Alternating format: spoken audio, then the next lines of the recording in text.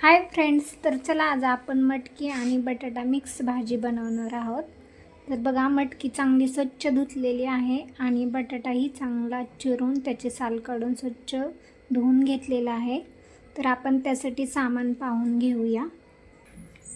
तर बघा, मी गावरान लसूण घेतलेला आहे, टोमॅटो, कोथिंबीर, थोडासा खडा मसाला आणि कांदा। चला तर मग हे सर्व आपण मिक्सरमध्ये याचे वाटण बनवून घेऊया।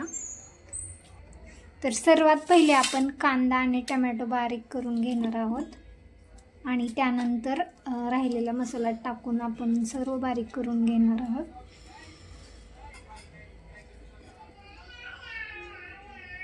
तर चला याची आपण चांगली ग्रेव्ही बनवून घेऊया। तर चला आपण पाहून घेऊया, याची चांगली ग्रेव्ही झालेली आहे। तर याच्यामध्ये लसूण, कोथिंबीर आणि आपण घेतलेला खडा मसाला पण बारीक करून घेऊया। आपण थोड्याच प्रमाणात मसाला वापरलेला आहे, तरी पण भाजी खूप छान आणि टेस्टी होते।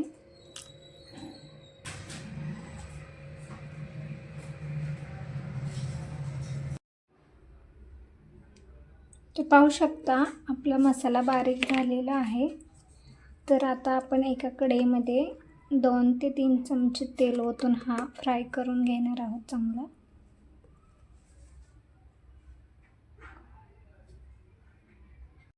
तर बघा, कढईमध्ये तेल ओतून मसाला चांगला फ्राय करून घेऊया आपण।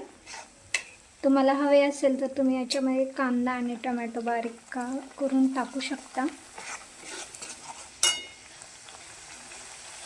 चांगला बारीक गॅसवरती खमंग भाजून घेऊ आपण हा तेलामध्ये। तर बघा, मसाला चांगला परतला गेलेला आहे। तर याच्यामध्ये आपण मसाले टाकून घेणार आहोत। सर्वात पहिले आपण हळद टाकणार आहोत, त्यानंतर नमक, त्यानंतर काळा मसाला आणि थोडासा पावभाजी मसाला वापरणार आहोत। मसाला आपल्या आवडीनुसार, जेवढं तुम्हाला तिखट हवे आहे तेवढं। आता हे पण चांगलं आपण तेलामध्ये फ्राय करून घेणार आहोत। तर बघा, थोडासा पावभाजी मसाला टाकलेला आहे, त्यामुळे भाजी खूप टेस्टी होती पावभाजी मसाल्यामुळे। आता याला 5 मिनिट बारीक गॅसवरती आपण परतण्यासाठी ठेवून देऊया।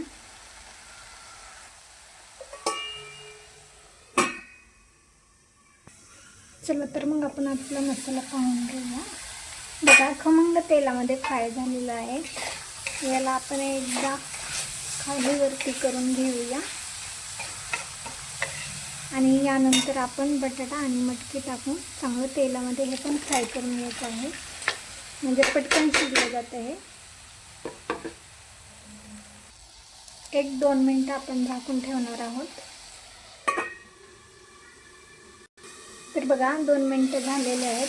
बटाटा आपण मोठ्या आकाराचा चिरलेला आहे, त्यामुळे आपल्याला थोडंसं पाणी जास्त वापरायचं आहे, कारण बटाटा शिजण्यासाठी जरा वेळ लागेल।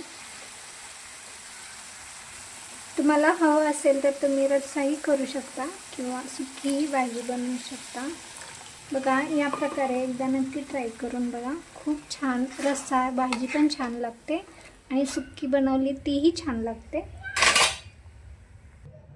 तर बघा, भाजीला उकळी आलेली आहे। तर याला आपण 10 ते 15 मिनिटं बारीक गॅसवरती शिजवून घेणार आहोत। तर पाहू शकता, फायनली आपली मटकी आणि बटाटा भाजी मस्त झणझणीत आणि चमचमीत झालेली आहे। आवडली असेल तर नक्कीच चॅनलला लाईक, शेअर, सबस्क्राईब करायला विसरू नका। थँक्यू।